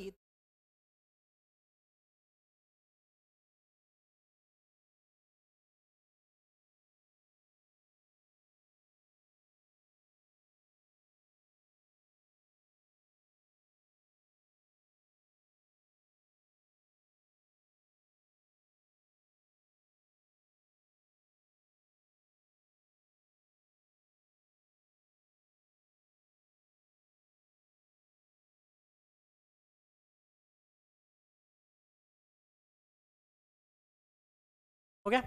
अब हम लोग यही 3 चीजें देखेंगे एफपीओ के लिए। एकदम उड़ के आ जाओ आगे पेज नंबर 8.12 पे, 8.12 पे, ठीक है। चलो आईपीओ और एफपीओ में डिफरेंस बताना जरा। जब फर्स्ट टाइम इशू कर रही है शेयर्स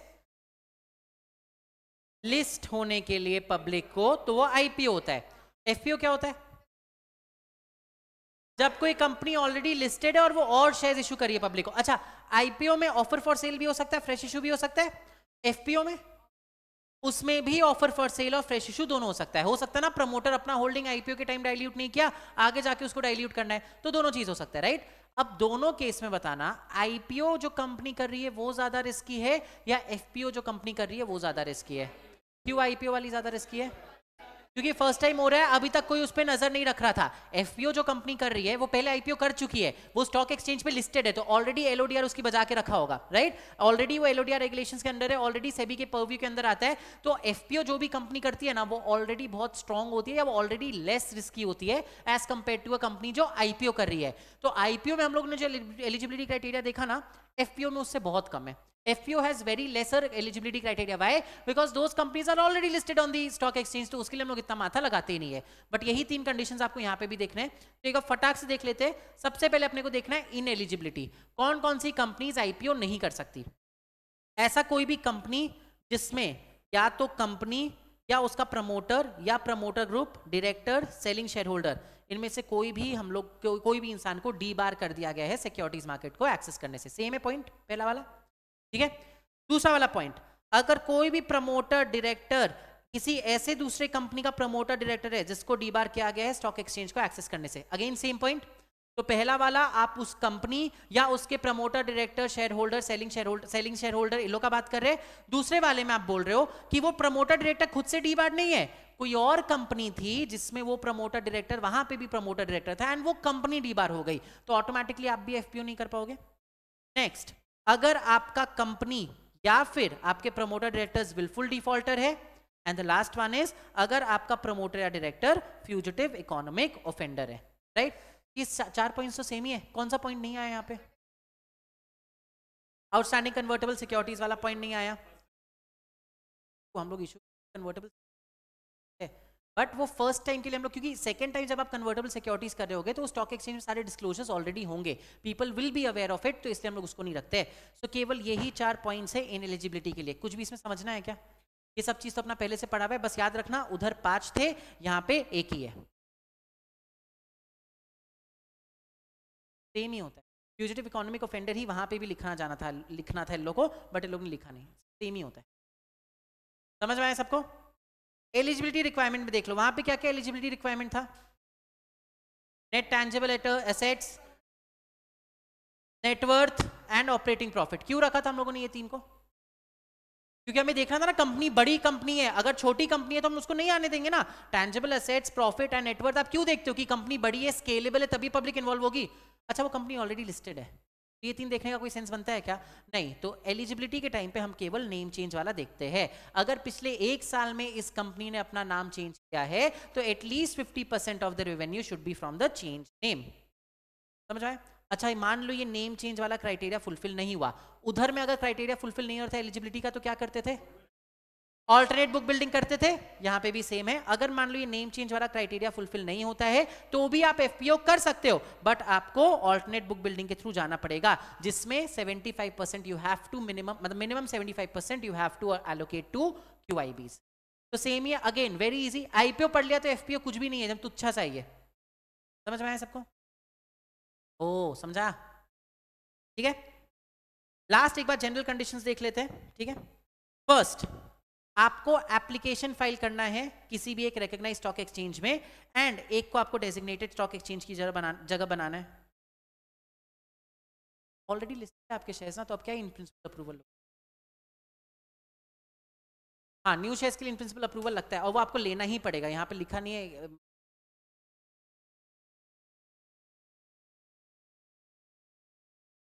इन प्रिंसिपल अप्रूवल आपको और शेयर्स लिस्ट करने तो लगेगा ही लगेगा। अरे एनएससी पे भी अगर आगे जाके और शेयर्स इशू कर रहे हो ना तो एडिशनल शेयर्स के लिए आपको इन प्रिंसिपल लगेगा ही लगेगा। अरे हम बोल रहे हैं अगर एनएससी पे लिस्टेड थी और उसी पे और शेयर्स कर रहे हो तो भी आपको इन प्रिंसिपल लगेगा, तो ऑब्वियसली स्टॉक एक्सचेंज चेंज कर तो लगेगा ही लगेगा ना। तो इन प्रिंसिपल अप्रूवल वाला पॉइंट आएगा यहाँ पे, वो मिस किया हुआ है, ठीक है। नेक्स्ट, डिपॉजिटरी के साथ अग्रीमेंट में एंटर किया कि जो भी नए सिक्योरिटीज इशू करोगे वो डीमैट फॉर्म में रहेगा। वेरी चिंदी। कोई भी पार्टली पेड अप शेयर्स नहीं। अच्छा ऐसा हो सकता है कि कोई कंपनी लिस्टेड है, लिस्ट होने के बाद उसे पार्टली पेड अप शेयर्स आ गए? हो सकता है, क्यों नहीं हो सकता है, आराम से हो सकता है। आपने शेयर्स इशू किए उसके बाद वो पार्टली पेड अप थे, ठीक है। तो यू हैव टू एंश्योर कि पार्टली पेड अप शेयर्स नहीं होने चाहिए। जनरल कॉर्पोरेट पर्पस 25% से ज्यादा नहीं होना चाहिए। एंड अगर मान लो आप सेम प्रोजेक्ट को एफपीओ एंड अदर मींस के थ्रू कर रहे हो तो अदर मींस से एटलीस्ट 75% आपका फाइनल हो चुका है, ये कंडीशन होना चाहिए। कौन सा कंडीशन नहीं है यहाँ पे? अच्छा अगेन, अब वो जो अनआइडेंटिफाइड वाला था ना वो कंडीशन बाद में आया, इसमें से कौन सा कंडीशन नहीं है? पेड अप तो आ गया, कन्वर्टेबल वाला नहीं था, तो कन्वर्टेबल वाला हम लोगों ने ऊपर में भी नहीं रखा हुआ है, तो कन्वर्टेबल वाला यहां से भी हटा दिया। Now when we come to that 35% वाला क्राइटेरिया कि unidentified investments and general corporate purposes का वो वाला क्राइटेरिया, कि अमेंडमेंट के थ्रू जब आया ना उन्होंने आईपीओ वाले में डाला, एफपीओ वाले में नहीं डाला। हो सकता है मिस्टेक हो सकता है जानबूझ के किया हो, तो अभी याद रखना 35% वाला लिमिट आईपीओ में है, एफपीओ में नहीं है। समझ में आया सबको? ठीक है। तो अगेन कुछ भी नया पढ़ा क्या हम लोगों ने एफपीओ के एलिजिबिलिटी में पढ़ा? तो जल्दी से इसका चार्ट बना लो।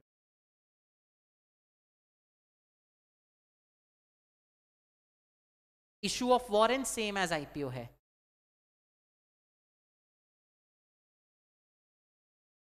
सेम चार्ट जो हम लोगों ने। अच्छा ये होमवर्क करके आना इसका चार्ट। नहीं ये इशू ऑफ वारंट्स के लिए नहीं है, इशू ऑफ वारंट्स में बस सेम एज आईपीओ, आईपीओ में जो पढ़े थे वही सेम है यहाँ पे। ये चार्ट बनाने का जगह है। हाँ अब घर से बना के लाओगे, हम कल सबका चेक करेंगे ये वाला, समझ में आए? चलिए अच्छा एक बार रीड तो करो, ये तो हम बताए। चलो सब एफपीओ वाला रीड करो, सब लोग एफपीओ वाला रीड करो। तब तक हम किसी को चार्ट देखना है, धीरज को तो हम चार्ट दिखा दे रहे। कौन सा पॉइंट देखना है धीरज चार्ट में? पूर्वी कौन सा चार्ट का पॉइंट देखना है? इनएलिजिबिलिटी एफपीओ वाला पार्ट रीड करो सब लोग।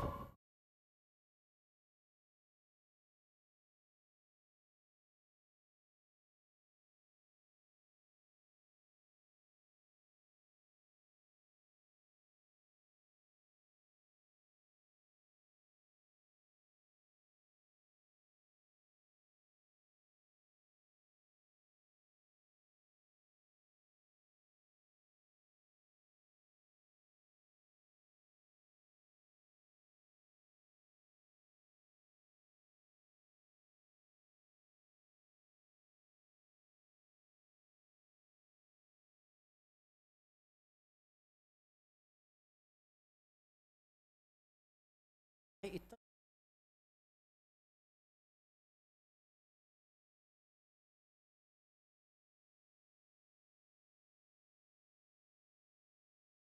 चलो लास्ट टॉपिक देख ले आज का। नहीं नहीं देखेंगे, ऑफर फॉर सेल। हम पूछ नहीं रहे, हम बता रहे हैं कि लास्ट टॉपिक देखेंगे, ठीक है।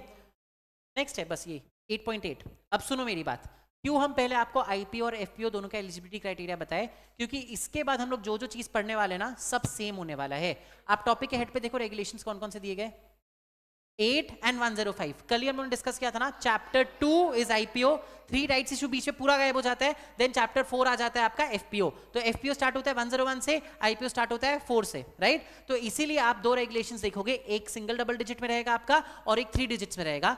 जहीं पे भी ऐसा देखो तो समझ लेना इट इज सेम फॉर आपका आईपीओ एंड एफपीओ। इसलिए हम लोगों ने आईपीओ और एफपीओ की एलिजिबिलिटी पहले निपटा दी। अब हमें समझ में आ गया कौन सी कंपनी आईपीओ कर सकती है, कौन सी एफपीओ कर सकती है। दोनों के केस में आपको ये सारी चीजें अब फॉलो करनी है, समझ में आया? अच्छा आईपीओ जब कर रहे हो तो शेयर्स कहां से आते हैं? ऑफर फॉर सेल भी हो सकता है या फ्रेश इशू भी हो सकता है। सेम चीज एफपीओ में भी होता है, ऑफर फॉर सेल भी हो सकता है, फ्रेश इशू भी हो सकता है। अच्छा मान लो कंपनी अगर फ्रेश इशू कर रही है तो अपने शेयर्स नए इशू करके दे देगी, कोई बड़ी बात नहीं है। बट अगर ऑफर फॉर सेल हो रहा है तो शेयर्स कहां से आ रहे हैं? पुराने प्रमोटर्स या पुराने एग्जिस्टिंग शेयर होल्डर्स है उनसे आ रहे, राइट। अब वहां पे कुछ कंडीशंस होती है, तो आपको यही इसमें देखना है कि आपके अगर मान लो जो आईपीओ या एफपीओ हो रहा है वो ऑफर फॉर सेल के थ्रू हो रहा है तो उसमें एडिशनल कंडीशंस क्या क्या है। सबसे पहले the shares have to be fully paid up. ये तो ऑब्वियस की बात है ना, अगर मान लो हम अपना शेयर होल्डिंग डाइल्यूट करके पब्लिक को दे रहे हैं तो शेयर्स फुल्ली पेड अप होने चाहिए, पार्टली पेड अप शेयर्स का ऑफर फॉर सेल नहीं अलाउड है। समझने का था इसमें। नेक्स्ट, जो भी शेयर सेलर बेचता है एटलीस्ट 1 साल तक उसको वो होल्ड करना है। अब इसका मतलब क्या, मान लो आज येस एकेडमी अनलिस्टेड है, आज हम येस एकेडमी का जाके शेयर्स खरीदे और 6 महीने बाद येस एकेडमी का आईपीओ हो रहा है, क्या हम अपने शेयर्स दे सकते? नहीं दे सकते। क्यों? बिकॉज कोई भी इंसान जब अपने शेयर्स देगा ऑफर फॉर सेल में, उसको पहले दिखाना होगा कि उसने खुद वो शेयर्स एटलीस्ट 1 साल के लिए होल्ड करके रखा है। जब अनलिस्टेड थी तब भी, और अगर मान लो ऑफर फॉर ये एफपीओ में हो रहा है तो आप ऑफर फॉर सेल जब एफपीओ के लिए करें उसके पहले भी 1 साल के लिए आपको होल्ड करके रखना ही पड़ेगा। समझ में आया सबको? समझ में आया? क्लियर? चलिए अच्छा, अब मान लो मेरे पास कुछ कन्वर्टेबल इंस्ट्रूमेंट्स थे जिससे मेरे शेयर्स कन्वर्ट हो गए। अब वो कन्वर्टेबल इंस्ट्रूमेंट्स थे 6 महीने के और उसके बाद कन्वर्जन हुआ, तो हम आपको क्या बोले कि शेयर्स कितने दिन तक होल्ड करके रखना है? 1 ईयर तक। तो इसका मतलब पहले हम 6 महीने तक उस कन्वर्टेबल इंस्ट्रूमेंट को होल्ड करें, फिर 6 महीने बाद वो कन्वर्ट होगा, फिर हम अपने शेयर्स को 1 साल तक होल्ड करें, फिर जाके ऑफर फॉर सेल में दे। तो ये ज्यादती नहीं हो गया? अनफेयर नहीं हो गया ये उनके लिए कि जो डायरेक्टली शेयर्स खरीद रहा है उनको 1 साल तक होल्ड करना है बस, और अगर हम कन्वर्टेबल सिक्योरिटी खरीद रहे हैं तो मेरे को कन्वर्जन का पीरियड प्लस 1 साल होल्ड करना है। ये तो अनफेयर हो गया। इसलिए सिंपल बात लिखा गया है, अगर मान लो आप अपना इक्विटी शेयर्स जो ऑफर फॉर सेल में देना चाह रहे हो वो शेयर्स आपको मिला था कन्वर्जन के थ्रू, तो आपका जो कन्वर्जन का होल्डिंग पीरियड था वो भी ऐड किया जाता है इस 1 साल को कैलकुलेट करने के लिए। तो अगर मान लो मैंने 9 महीने तक कोई वारंट होल्ड करके रखा था तो मेरे को कन्वर्जन करने के पहले 9 महीने होल्ड करना पड़ा, उसके बाद मेरे को इक्विटी शेयर्स केवल 3 महीने होल्ड करना है, टोटल 1 साल हो गया ना, बस हो गया। अब उसके बाद हम ऑफर फॉर सेल में दे सकते हैं। समझ में आया सबको? समझ में आया? ठीक है, तो ये 3 आपके मेन कंडीशंस है। पहला, the shares have to be fully paid up. दूसरा, मिनिमम 1 ईयर तक होल्ड करके रखना है। तीसरा, अगर कन्वर्टेबल सिक्योरिटी से मिला है तो ये होल्डिंग पीरियड में the period of conversion will be added, it will be counted. समझ में आया सबको?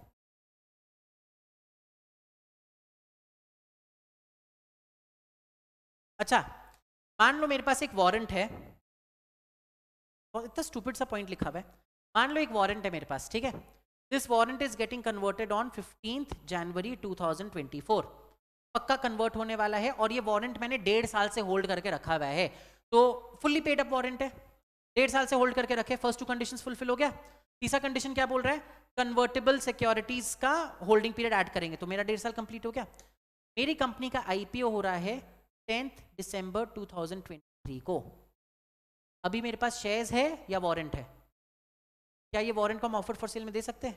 नहीं दे सकते ना। तो यहाँ पे यही पॉइंट लिखा हुआ है कि आपका जो भी कन्वर्जन है it has to be done before the filing of offer document.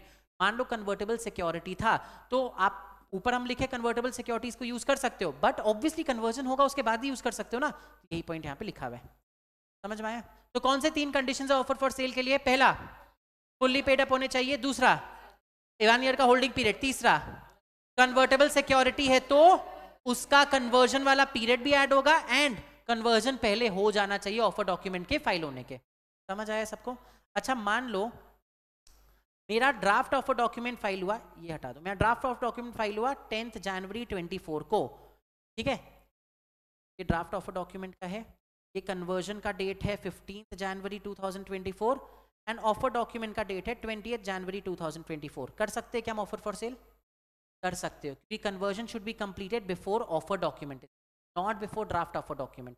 आपने अगर ड्राफ्ट ऑफर डॉक्यूमेंट पहले फाइल कर दिया, कन्वर्जन हुआ, उसके बाद ऑफर डॉक्यूमेंट फाइल करो, दैट्स अलाउड, क्योंकि ड्राफ्ट ऑफर डॉक्यूमेंट और ऑफर डॉक्यूमेंट के बीच में 30 दिन का गैप होता है, मिनिमम 30 दिन का गैप होता है, राइट? अब वो 30 दिन का गैप में तो बहुत कुछ हो सकता है ना। अगर आप बोलोगे कि नहीं पहले कन्वर्जन करो फिर ड्राफ्ट ऑफर डॉक्यूमेंट देना, तो अननेसेसरली आप डिले कर रहे हो इसके आईपीओ एफपीओ को, राइट? तो हम बोलते हैं कि अगर तुम्हें पता है कि आगे जाके तुम्हारा कन्वर्जन होने वाला है, तुम प्रोसेस स्टार्ट कर दो, ड्राफ्ट ऑफर डॉक्यूमेंट वाला पूरा नॉनसेंस कर दो, बस इतना इंश्योर कर लेना कि ऑफर डॉक्यूमेंट फाइल करने के पहले कन्वर्जन हो चुका। समझ में आया सबको? समझ में आया सबको? ठीक है।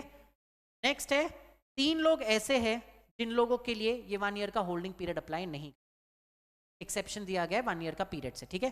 पहला, अगर मान लो कोई government company, statutory authority, corporation या स्पेशल पर्पस व्हीकल कोई सेटअप किया इन लोगों ने और वो इंफ्रास्ट्रक्चर सेक्टर में काम करता है, तो उसके लिए हम लोग 1 साल का होल्डिंग पीरियड नहीं देते हैं।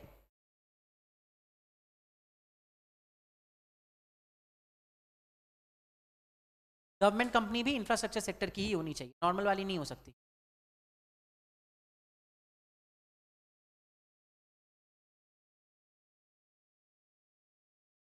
पहला पॉइंट समझा, सिंपल है। अच्छा ये 3 पॉइंट्स अच्छे से पढ़ना क्योंकि ये आगे जाके भी आता है, कई बार रिपीट हो। ठीक है, तो पहला पॉइंट क्या है, गवर्नमेंट कंपनी, स्टैट्यूटरी अथॉरिटी या कोई भी कॉर्पोरेशन, या मान लो कोई ऐसा एसपीवी है जो इन तीनों ने ही कंट्रोल किया हुआ है एंड वो कहाँ काम करता है, इंफ्रास्ट्रक्चर सेक्टर में काम करता है, तो उसके ऊपर 1 साल का होल्डिंग पीरियड वाला क्लॉज अप्लाई नहीं होगा। अब सेकेंड वाला सुनो, बहुत इंटरेस्टिंग है। कंपनी ए है, broken into company A and B, ठीक है। I was a share holder of company A. जब कंपनी ए टूट के कंपनी ए एंड बी बनी तो मेरे पास कंपनी ए का होल्डिंग तो पहले से ही रहेगा। मान लो ये होल्डिंग मेरे पास 2 ईयर्स से, ये भी 2 ईयर्स से रहेगा ही रहेगा। कंपनी बी के कुछ शेयर्स मिलेंगे क्या मेरे को? ऑब्वियसली मिलेंगे। मेरी कंपनी तोड़ के अगर आप अलग कर रहे हो तो नई कंपनी के शेयर्स भी मेरे को दोगे। मान लो मेरे को कंपनी बी के शेयर्स मिले। अच्छा ये शेयर्स मेरे को कब मिले? आज के डेट 21/11/2023। समझ आए यहाँ तक? अब ये कंपनी बी जा रही है आईपीओ करने के लिए 20 दिसंबर 2023 को, और ये ऑफर फॉर सेल होने वाला है। क्या हम अपने शेयर है, होल्डिंग पीरियड कितना था? 5 साल का था। कब मिला है मेरे को शेयर्स? 21 नवंबर 2023 को। और कब जा रहा है आईपीओ पे? 20 दिसंबर 2023 को। 1 महीना भी नहीं बीता। बट मेरे को ये शेयर्स मिले क्यों? By virtue of this holding ना। तो अगर मान लो कोई भी ऐसा ट्रांजैक्शन होता है तो आप ओरिजिनल होल्डिंग का होल्डिंग पीरियड देखते हो। जो मेरे को पुराने शेयर्स मिले थे उनका क्या होल्डिंग पीरियड था? आपको यहाँ पे there has to be an exchange ratio. एक एक्सचेंज रेशियो आएगा कि ए का इतना दोगे तब बी का इतना देंगे। वो जो शेयर्स एक्सचेंज हुए ना उसका होल्डिंग पीरियड देखा जाता है। नहीं तो ये तो अनफेयर हो जाएगा ना, फिर बैठ के 1 साल तक वेट करते रहो इसके चक्कर में। तो अगर मान लो कोई मर्जर, अमेलगमेशन, डीमर्जर हो रहा है जिसके बदले में आपको शेयर्स मिले हैं, तो जो ओरिजिनल कंपनी के शेयर्स आप होल्ड करके रखते थे ना, कई बार ऐसा भी होता है ए प्लस बी मिलके ए बना दी। मेरे पास बी के शेयर्स जो थे वो 3 साल से रखे हुए थे, ठीक है। अब जब दोनों कंपनी मिलके ए बना रही है तो बी के शेयर होल्डर्स को ए के शेयर्स जाएंगे कि नहीं जाएंगे? जाएंगे। मेरे को ए के शेयर्स मिले ऑन 21 नवंबर 2023। सेम 20 दिसंबर को जा रहे लोग आईपीओ में। हम ऑफर फॉर सेल दे सकेंगे कि? कंपनी ए के शेयर्स तो मिले मेरे को 1 महीना पहले, बट ये कंपनी ए के शेयर्स किस लिए मिले मेरे को? क्योंकि हम कंपनी बी के शेयर्स होल्ड कर रहे थे, उसके वजह से मिले। तो ये होल्डिंग पीरियड काउंट किया जाए। समझ में आया सबको? एक बार तीसरा पॉइंट पढ़ा दे, लास्ट पॉइंट। एंड तीसरा पॉइंट है, अच्छा पहले ये कर ही लो, तीसरा पॉइंट बोनस से बाद में पढ़ें।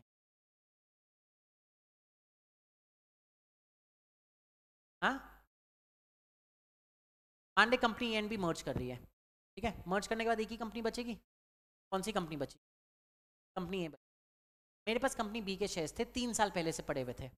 अब अगर कंपनी बी ए में मर्ज कर गई है तो मेरे को कंपनी ए के शेयर्स मिलेंगे बदले। कंपनी बी तो खत्म हो गई ना, उसके बदले में कंपनी ए के शेयर्स मिलेंगे। कब मिले कंपनी ए के? आज मिले मेरे कंपनी ए। 1 महीना बाद कंपनी ए जा रही है आईपीओ में, ऑफर फॉर सेल है। हम पुराने शेयर, मेरे को मन कर रहा है ऑफर फॉर सेल जाने का। कौन से शेयर्स दे रहे हैं हम ऑफर फॉर सेल में? ए के शेयर्स दे रहे। कब मिला था मेरे को? आज 1 महीना पहले ही मिला था। रूल क्या बोलता है कितना दिन का होल्डिंग होना?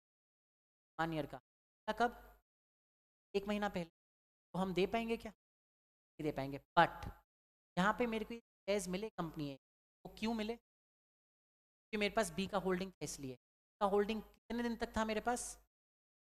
साल था, तो इसका होल्डिंग। हम कोई मार्केट से जाके शेयर्स थोड़ी खरीदे, ये कॉर्पोरेट एक्शन हो उसकी वजह से हो, तो होल्डिंग एक्ट, ठीक है। तो पहला एक्सेप्शन 1 ईयर रूल का, पहला एक्सेप्शन गवर्नमेंट, स्टैट्यूटरी या कॉर्पोरेशन, ठीक है, वर्किंग इन इंफ्रास्ट्रक्चर सेक्टर। दूसरा exception merger amalgamation. Merger amalgamation बोलने से याद रहेगा, ठीक है, मर्जर अमेलगमेशन। और तीसरा एक्सेप्शन पे आ जाओ। तीसरा एक्सेप्शन बोलता है अगर मान लो आपको जो शेयर्स मिले हैं वो बोनस के वजह से मिले थे, ठीक है। अगर मान लो आपको शेयर्स जो मिले थे वो बोनस के वजह से मिले थे। अच्छा बोनस शेयर्स कब मिलता है आपको? जो एग्जिस्टिंग शेयर होल्डिंग है उसके वजह से। तो अगर मान लो मेरा एग्जिस्टिंग शेयर होल्डिंग 1 साल से पुराना था, मेरे को अगर बोनस शेयर्स आज भी मिला है ना तो offer for sale. Bonus shares जो मिले उसके केस में आप किसका होल्डिंग देखते हो? एग्जिस्टिंग, किस होल्डिंग के वजह से मेरे को बोनस शेयर्स मिले हैं, वापस बता रहे हैं इधर सब लोग। मान लो मेरे को पास कंपनी ए के 50 शेयर्स थे जो हम पिछले 3 साल से होल्ड करके रखे। 21 नवंबर 2023 को कंपनी ने बोला कि हर 5 शेयर पे वो लोग एक बोनस शेयर्स इशू करने वाले हैं। मेरे को टोटल बोनस कितना मिलेगा? 10 शेयर्स मिलेंगे। कब मिले ये शेयर्स मेरे को? 21 नवंबर को मिले। 1 दिसंबर 2023 को कंपनी ओनर आईपीओ में जा रही है, आईपीओ में जा रही है with an offer for sale. अच्छा अब एक बात बताओ, मेरे पास 2 तरह के शेयर्स है, एक ये वाले 50 शेयर्स और एक बोनस वाले 10 शेयर्स। ये 50 शेयर्स हम जा सकते हैं ऑफर फॉर सेल में? जा सकते हैं, 1 साल से ज़्यादा का होल्डिंग है। ये जो 10 शेयर्स है ये जा सकता है? अगर रूल के हिसाब से देखे तो नहीं जा सकता। रूल के हिसाब से देखे, नॉर्मल रूल के हिसाब से तो नहीं जा सकता। क्यों? बिकॉज होल्डिंग 1 साल का होना चाहिए। यहाँ पे कितने दिन का है? 9 दिन का होल्डिंग है, इसमें हम ऑफर फॉर सेल में चल जाएंगे? नहीं। बट एक्सेप्शन क्या दिया गया है, ये शेयर्स जो 10 थे वो मेरे को क्यों मिले? बोनस के वजह से। ये बोनस किन शेयर्स पे मिला है? जो 1 साल से पहले से होल्ड करके हम रखे हैं। तो ये बोनस शेयर्स भी ऑफर फॉर सेल में जा सकते हैं। इस ऑफर फॉर सेल में पूरा का पूरा 60 शेयर्स जाएगा मेरा।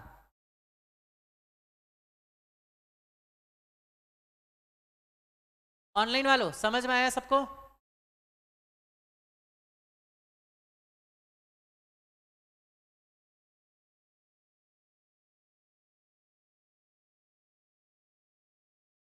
हाँ, इसमें 2 कंडीशंस है बोनस वाले में कि ये बोनस आपका फ्री रिजर्व से इशू हुआ होना चाहिए या फिर शेयर प्रीमियम से इशू होना चाहिए, and revaluation reserve and unrealised profit से इशू। रिवैल्यूएशन रिजर्व जो है वो रियल एसेट होता है क्या, फिक्टिशियस होता है? कौन सा वाला था बताओ? रिवैल्यूएशन रिजर्व फिक्टिशियस एसेट होता है, रियल एसेट होता है? Valuation reserve fictitious asset. Unrealised profit real होता है कि फिक्टिशियस होता है? फिक्टिशियस मतलब अनरियल, फिक्टिशियस होता है। ठीक है, तो यही बोला गया कि अगर किसी अकाउंट पर्पस के लिए हम लोग क्या बोलते हैं, रिवैल्यूएशन रिजर्व यूज करके तुम बोनस इशू कर दो, या अपना अनरियलाइज्ड प्रॉफिट यूज करके बोनस इशू कर दो। बोनस इशू किया जा सकता है, बट वो बोनस को हम नहीं यहाँ पे एग्जेम्प्ट करेंगे। केवल वैसे ही बोनस शेयर्स एग्जेम्प्ट किए गए हैं। 2 कंडीशन है, पहला जिसका मेन जो शेयर है वो 1 साल पुराना होना चाहिए, एंड दूसरा वो आपके एसपी अकाउंट नहीं तो जनरल रिजर्व से आया हुआ होना चाहिए। समझ में आया? इतनी कंडीशंस आपके ऑफर फॉर। बस एक लास्ट ये टेबल देखना है, कुछ भी नहीं है। नहीं, अच्छा अब ये लास्ट टेबल देख लेते फिर आपको रीड करने का टाइम देंगे। अब एक बात बताओ, मेरे पास 10 शेयर्स थे कंपनी के इशू होने के पहले, आईपीओ के पहले। ठीक है, हम बोल रहे पूरा 10 का 10 हम ऑफर फॉर सेल में अलाउ करोगे क्या? वैसे सारे के सारे लोग पुराने शेयर होल्डर्स, आप इमेजिन करो, हम विकास सर, मुस्कान मैम, चिराग सर, हम चारों ने कंपनी डाली, ठीक है, और हम लोग के पास पुराने शेयर्स है, और हम बोल रहे हैं हम आईपीओ करेंगे और हम सारे अपने शेयर होल्डिंग्स बेच देंगे। मतलब इफेक्टिवली हम लोग एग्जिट कर रहे कंपनी से। अगर जो पुराने शेयर होल्डर्स है वही एग्जिट कर रहे कंपनी से, मतलब कंपनी में गड़बड़ होगा। हमको क्या है, हम अपना कंपनी में कुछ गड़बड़ करेंगे, एग्जिट कर जाएंगे बाहर, राइट? तो आप अलाउ नहीं करते हो, उसके लिमिट सेट किए गए। अगर मान लो प्री इशू शेयर होल्डिंग, मतलब आईपीओ के पहले के शेयर होल्डिंग का 20% से ज्यादा मेरे पास था, लेट्स से अगर मेरे कंपनी के पास 100 शेयर्स थे, ठीक है, पहला केस बात करता है जब मेरे पास 20 से ज्यादा शेयर्स है, दूसरा केस बात करता है जब मेरे पास 20 से कम शेयर्स है। समझ आया? अगर मान लो मेरे पास 20 से ज्यादा शेयर्स थे तो हम अपने होल्डिंग का मैक्सिमम 50% ऑफर फॉर सेल में दे सकते हैं। अगर मान लो कंपनी की शेयर होल्डिंग है 100, मेरा होल्डिंग है 60, मैक्सिमम कितना दे सकते हो ऑफर फॉर सेल में? 30 अपने होल्डिंग का। अगर मेरे पास 80 है, मैक्सिमम कितना दे सकते हैं? 40। अगर मेरे पास 25 है, मैक्सिमम कितना दे सकते हैं? 12.5। नहीं दे सकते, मेरे को पता है 12.5, बट ठीक है 12.5 लिख देते। डेसिमल में शेयर्स कैसे दोगे?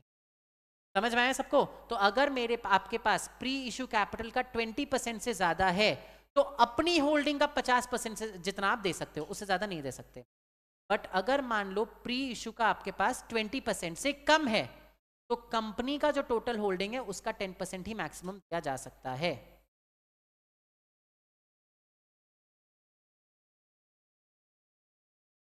अप टू 20 लिखा हुआ है तो गलत होता है, अप टू ही 20 होगा ऑब्वियसली, ये फिर 20 हुआ तो गड़बड़ हो जाएगा, अप टू 20 होगा, बट लॉ में ये लिखा गया लेस देन 20। ठीक है, अगर मान लो 20% तक है तो आपकी कंपनी का होल्डिंग का जो 10% है उससे ज़्यादा नहीं जा सकता। सो अगर मान लो कंपनी की होल्डिंग 100% है, मेरे पास अगर मान लो 10 शेयर्स थे तो मैक्सिमम कितना जा सकता है? पूरा 10 जा सकता है। मेरे पास 15 शेयर्स थे तो कितना जा सकता है? 10। अगर 18 था तो कितना जा सकता है? 10। अगर 5 था तो कितना जा सकता है? ऑब्वियसली 5 ही जाएगा ना, 10 नहीं जा सकता। समझ रहा है? अगर मान लो मेरी होल्डिंग 20% से ज्यादा है तो मेरी होल्डिंग का 50% मैक्सिमम जा सकता है, ये क्लियर हुआ? बट अगर मेरी होल्डिंग 20% से कम है तो कंपनी की जितना शेयर होल्डिंग था उसका मैक्सिमम 10% जा सकता है। तो 15 भी अगर मेरे पास है ना तो 100 का 10% इज 10, 10 जा सकता है। 18 भी है तो भी 100 का 10% इज 10, 10 ही जा सकता है। और 10 भी है तो पूरा का पूरा 10 भी जा सकता है। बट अगर 5 है तो ऑब्वियस की बात है ना, आप 10 नहीं बेच सकते, 5 है तो 5 ही जाएगा। समझ में आया सबको? ये लास्ट पॉइंट था जो आप लोग को पढ़ना था, ये एग्जाम्पल्स यहाँ पे लिख लो। एग्जाम्पल दिए ना, एग्जाम्पल्स लिख। ये फर्स्ट केस का एग्जाम्पल है, ये सेकंड केस नहीं, अपना होल्डिंग का 50% जाता है मैक्सिमम। सेकंड वाले में कंपनी का, क्यों? अगर आपका 20% से कम था ना किसी कंपनी का प्री इशू, मतलब आप बहुत ही अनसब्सटैंशियल, तो आप अपना पूरा भी देके निकल जाओ, हमें प्रॉब्लम नहीं है। हम उन लोगों को नहीं निकलना दे जा रहे जो ज्यादा।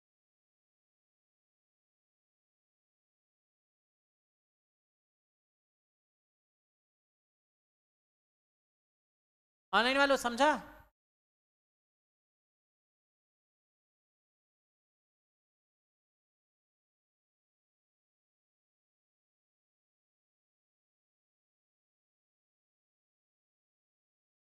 चलो तो लास्ट अब इसका चार्ट बना लेते, एक बार रीड करो फिर अपने चार्ट बनाएंगे।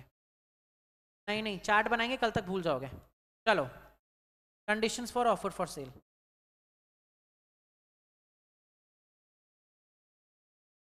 पहला कंडीशन,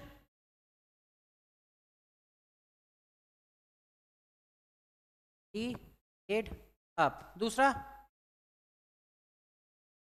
हम होल्डिंग 1 ईयर। अच्छा, इसके 3 एक्सेप्शंस थे, यहीं लिख लेते। एक्सेप्शंस क्या क्या थे? गवर्नमेंट स्टैट्यूटरी अथॉरिटी, एसपी, जो किस में है?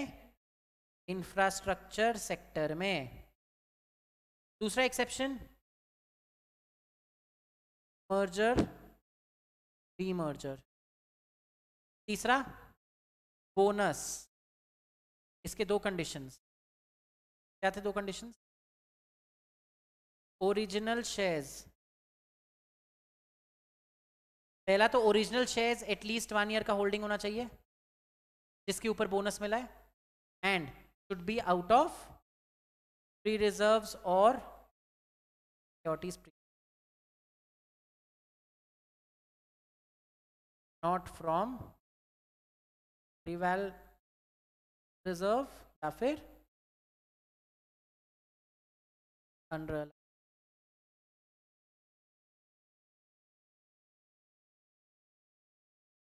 एंड तीसरा पॉइंट क्या था? पॉइंट क्या था? Holding of convertible.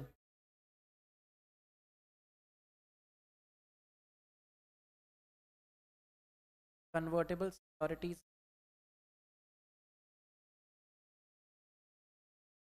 holding period of security will be considered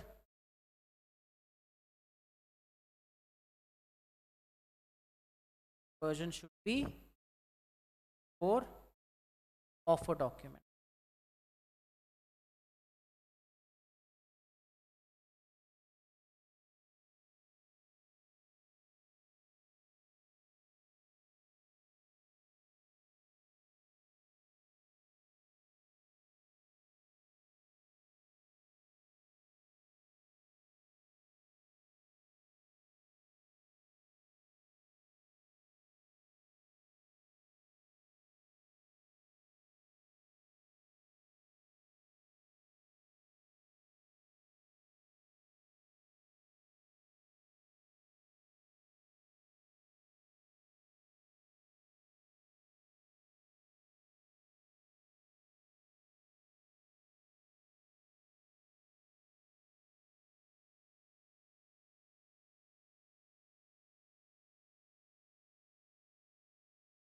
will be considered.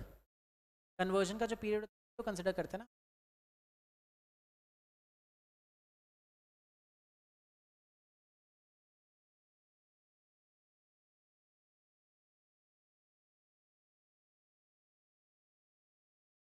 मान लो कंपनी में 1000 शेयर्स थे और मेरे पास 500 शेयर्स है, हम कितना ऑफर फॉर सेल में दे सकते हैं? कंपनी के पास 1000 शेयर्स थे, मेरे पास 500 शेयर्स है, हम कितना ऑफर फॉर सेल में दे सकते हैं? मेरे पास 100 शेयर्स है, पूरा 100 दे सकते हैं। मेरे पास 150 शेयर्स है, 10 कहाँ से देंगे?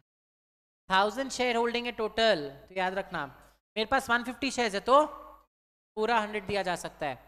मेरे पास 50 शेयर्स है, 50 दे सकते, पूरा 1000 का 1000 मेरे पास है, 500 दिया जा सकता है। मेरे पास 800 शेयर्स है आउट ऑफ 1000 शेयर्स, 400 दे सकते हैं। मेरे पास 190 शेयर्स है, 100 शेयर्स दे सकते हैं। मेरे पास 120 शेयर्स है, 100 दे सकते हैं। Get the idea? 20% से ऊपर हुआ तो जितना होल्डिंग है उसका 50%, 20% से नीचे हुआ तो कंपनी का टोटल शेयर होल्डिंग का मैक्सिमम 10%। हो गया? काफी सारा चीज कवर कर लिया आज। ऑफ वॉरेंट्स देख, ओके